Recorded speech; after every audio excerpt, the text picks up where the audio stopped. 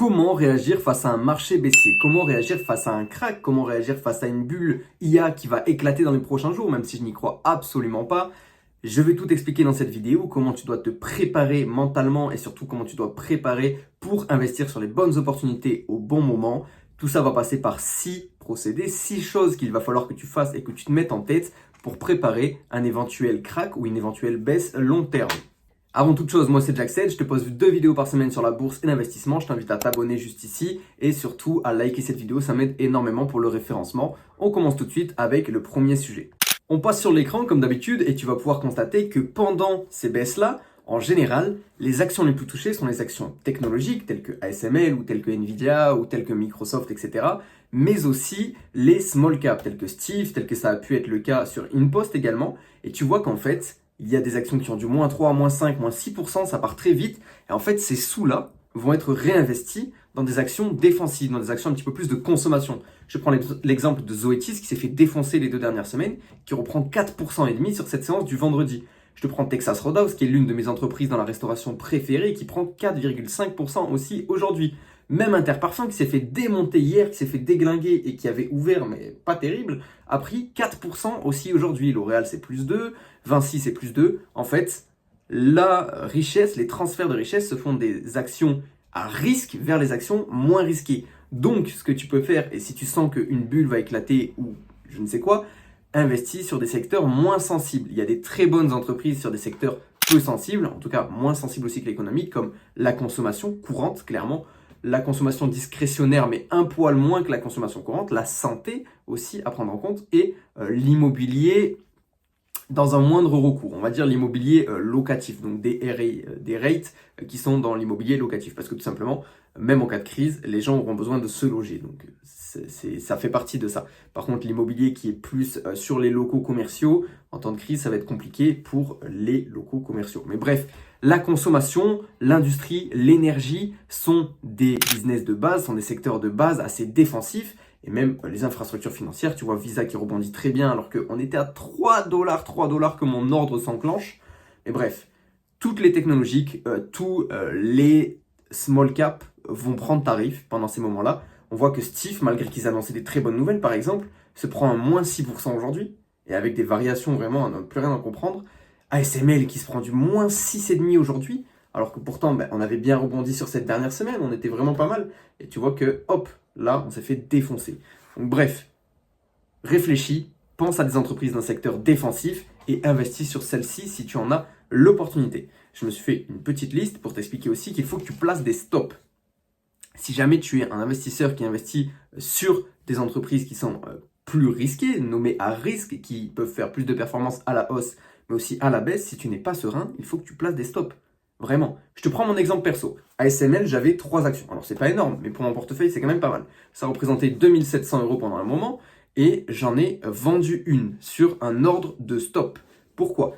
J'avais anticipé cette baisse. Regarde, au début du mois dernier, on est ici, j'en avais parlé dans mon canal VIP. À ce moment-là, je place une baisse, un stop de protection à 3% suiveur. C'est-à-dire que si le cours monte, tout simplement, mon stop de protection va monter en même temps que le cours. Et en gros, quand le marché va décider que ASML va se casser la gueule de 3% en une journée, eh bien tout simplement, ou tout simplement par rapport au stop le plus haut dernier, mon ordre va s'enclencher. Et mon ordre s'est enclenché à 890 €. C'est-à-dire que j'ai plus que 2 actions ASML et que donc j'ai fait du profit sur mon action et donc je peux redistribuer les liquidités que j'ai fait grâce à ce profit-là. D'ailleurs, je les ai redistribués sur Steve, alors que Steve est aussi en train de se casser la gueule. Justement, ça nous a donné des opportunités de re-rentrer. Je vous vois beaucoup vous plaindre de Steve. N'oubliez pas le parcours qu'on a fait cette année. N'oubliez pas, quand vous allez sur Steve, quand vous dézoomez, n'oubliez pas quand même que cette année, même si on a énormément baissé depuis l'ATH, déjà il faut être un mongol pour avoir investi à l'ATH, excusez-moi les mecs, ça s'appelle du FOMO, mais depuis cette année, on est juste revenu sur des multiples qui d'ailleurs sont assez bas, puisqu'on n'est plus qu'à 23 de PER sur une entreprise qui a 20% de croissance par an. Bref, les small caps ont pris tarif, vous inquiétez pas, ils ont pris assez tarif comme ça je pense, on est toujours sur une performance de 100% sur cette année, à ne pas oublier quand même. Même si, oui, on a perdu beaucoup depuis l'ATH, et tant mieux, ça veut dire que là, vous avez une opportunité de rentrer. Personnellement, je l'ai saisi. Je vous dis absolument pas de le faire. Ce n'est pas du tout un conseil d'investissement. Mais si vous le faites, il y a un gros potentiel derrière. Après, il y a un gros risque. Qui dit gros gain, dit gros risque. Effectivement. C'est pour ça qu'on a des grosses variations de cours quand ça va pas bien. Et quand ça va bien, on a aussi eu des grosses variations dans le passé, comme tu vois, avec des semaines où on est passé de... Le 23 juin, on était à 53 et le 8 juillet, on était à 74, tu vois. Donc bref, c'est important de placer des stops sur ce genre d'action-là. Personnellement, j'en ai pas placé sur Stiff, mais sur la seule action technologique que j'avais en la personne d'ASML, j'en ai placé un pour prendre non seulement mes premiers profits d'une très belle hausse qu'on a pu saisir, notamment grâce à cette chaîne. Si tu étais abonné, tu l'aurais su. On a sorti une vidéo sur ASML quand elle était à 610, et croyez-moi qu'on en a bien profité. Et eh bien, j'ai pris mes profits et ça me permet aussi de réarbitrer sur des valeurs plus défensives sur un cycle qui est un petit peu plus négatif. Autre chose qu'il faut faire, c'est une watchlist. Et une watchlist avec de la priorisation. Ça, c'est ma watchlist personnelle, je te la montre ici. Il y a beaucoup d'entreprises que je regarde, que j'aime beaucoup. Et c'est pas la seule watchlist du tout que j'ai, mais je peux pas vous dévoiler exactement tout le contenu de l'autre puisque c'est celle du portefeuille public. Maintenant, vous voyez qu'il y a beaucoup d'actions intéressantes qui sont à des prix sympathiques et je vous dirais que dans votre watchlist, ça concerne également votre portefeuille. Votre portefeuille, il faut savoir sur quelle action vous voulez améliorer vos positions et sur quelle action, au contraire, vous souhaitez les réduire dans le cas d'une baisse ou même dans le cas d'une hausse, vous voulez vous en débarrasser. Bref, il faut être très clair avec vos actions personnelles et y faire très attention. Maintenant, une chose à faire aussi, c'est de placer des justes prix. Là, vous voyez, j'ai une base de données pour des justes prix qui est juste énorme et vous voyez que partout où c'est rouge, c'est-à-dire qu'on n'est pas bon. Maintenant, quand on est vert, c'est-à-dire qu'on est en dessous du juste prix. Je vous prends InPost, par exemple, le juste prix de 13,29. On est à 9,45. Actuellement, c'est du pain béni, InPost. Mais très risqué aussi, puisque gros rendement est égal gros risque. Donc forcément, je ne vous encourage pas du tout à y aller. Vous voyez que Visa, mon juste prix, par exemple, est fixé à 314 $. On n'est qu'à 4% du juste prix. Donc si jamais j'ai un ordre qui est placé sur ce prix-là et qui passera. Ne vous inquiétez pas pour moi. D'autres actions, Zoetis, le juste prix à 146 $, on est à 120 actuellement, on en est encore très loin. Je me les suis tous placés, mes justes prix, ne vous inquiétez pas. Semco, on est qu'à 2%, je rentre progressivement. Si je prends Stiff, on est en dessous du juste prix actuellement sur Stiff. J'avais un juste prix à 54,8 € avec un rendement ciblé à 22,5%. Si je change ce rendement-là, eh bien sachez qu'on y est bien au juste prix. Maintenant, ma performance visée est de 22,5%. Il y a plein d'actions, bref, qui sont proches de leur juste prix. Quand tu fais bien ton calcul, etc., là, vous avez toutes les actions de mon portefeuille.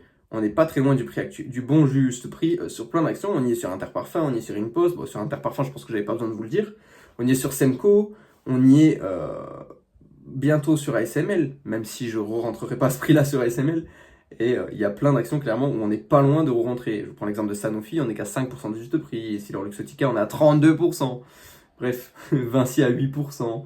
Air Liquide à 8%. Vous voyez qu'on n'est pas loin sur plein d'actions. Et donc, c'est sur ces actions-là où j'ai mes justes prix. Je sais à quel prix il faut que j'investisse. Et bien, tout simplement, quand j'ai des liquidités, je place des ordres. Et ça me fait une excellente transition pour le module d'après. Ayez des liquidités. Si vous savez, si vous sentez que le marché va continuer de baisser, si vous savez que il peut se passer quelque chose d'un moment à l'autre, ayez une poche de liquidité qui est prête à être investie sur ces entreprises qui sont dans votre watchlist, sur lesquelles vous avez un juste prix et sur lesquelles c'est très intéressant de rentrer pour du long terme. Encore une fois, pensez long terme. Beaucoup trop de monde de ma communauté, et je parle au sens large de tout ce que j'ai pu voir sur Discord ces derniers temps, sont court-termistes à la mort. Le long terme, les gars, c'est 1, 2, 3, 5, 10 ans. Et vous pouvez enlever 1, 2, 3. À partir de 5 ans, c'est du long terme pour moi. Si tu n'investis pas pour 5 ans au minimum sur une action, on n'investit pas tout court.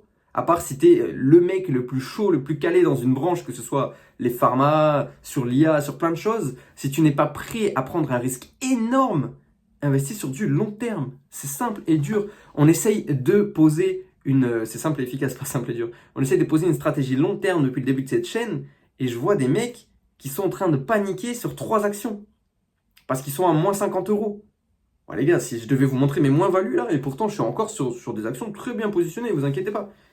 Mais les moins-values, sur du long terme, si tu as une entreprise avec des très bons fondamentaux, avec une très bonne croissance, tout simplement, elles seront gommées. Il faut juste croire en ces entreprises.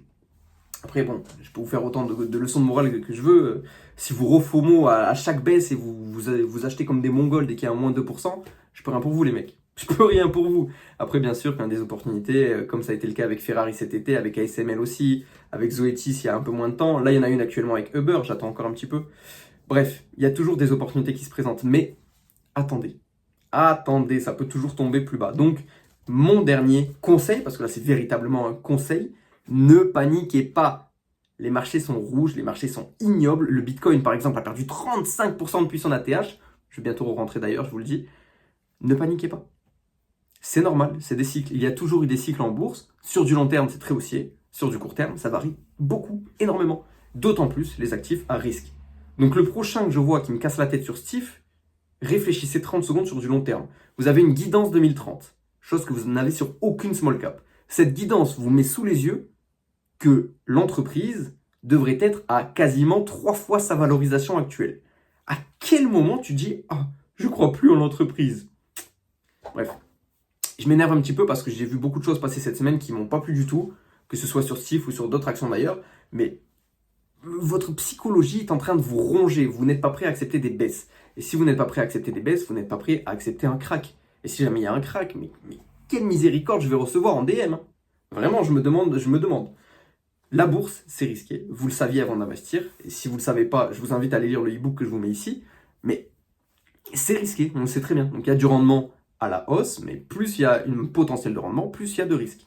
Bref, cette vidéo, elle était là pour vous montrer les points à prendre en compte dans le sens où une baisse va bientôt avoir lieu, peu importe quand. Il y aura forcément une baisse qui va arriver à un moment ou à un autre dans votre cycle d'investisseur. Vous devez y être préparé. Et je récapitule, vous devez vous tourner vers certaines actions défensives. Vous pouvy avoir des actions très ballsy, très tech, très small cap, mid cap, ce que vous voulez, mais il vous faut aussi un socle défensif. Avec un bon socle, vous dormez beaucoup plus serein, même quand il y a du moins 10% sur le marché, puisque votre socle prendra que du moins 3 ou moins 4. Ok ? Et quand il va y avoir des retournements de tendance, comme c'est le cas actuellement, vous allez regagner des pourcents que les acheteurs, les vendeurs plutôt d'actions tech, de small cap, etc., vont réinvestir sur vos actions défensives. Bref. Deuxième chose, on place des stops. Si on n'est pas serein avec ces actions, on place des stops. Si on veut garder nos profits, on peut placer des stops. Je ne vous dis pas de tout vendre, justement, parce que le temps sur le marché est plus important que timer le marché. Donc, tout simplement, vous pouvez alléger certaines positions si vous n'êtes pas serein, par exemple avec ASML, ou par exemple avec Stiff aussi, ça peut être aussi le cas pour certains. Si vous n'êtes pas serein, allégez. Il n'y a pas de souci là-dessus, ne vous inquiétez pas. Faites une watchlist, très important, une watchlist avec toutes les opportunités que vous attendez et mettez un juste prix, tout simplement. Mettez un juste prix, trouvez un juste prix, creusez-vous un petit peu la tête, arrêtez de me demander le juste prix de telle ou telle action. Vous avez le fichier, il est sur ma boutique, il est gratuit le fichier. Et ayez des liquidités. Ne vous faites pas avoir par le marché à investir tout votre cash dans une action ou une entreprise, même s'il y a une très très bonne opportunité. Répartissez vos poches de cash sur différentes activités, différentes actions et ne paniquez pas. Arrêtez le FOMO, s'il vous plaît, arrêtez le FOMO, j'en peux plus. J'en peux plus. Vous paniquez à la moindre chose, vous n'êtes pas prêt pour la bourse ou quoi? C'est le truc le plus important. Si un investisseur n'a pas une bonne gestion de ses émotions, l'investisseur va forcément investir au pire moment, vendre au pire moment, faire tous les choix les plus bidons du monde. Soyez rationnel. Placez des chiffres, placez des stops et soyez très patient. La bourse, c'est le transfert de l'argent des impatients vers les patients. Il y a beaucoup de perdants. Et tout se joue, vraiment tout se joue dans la gestion des émotions.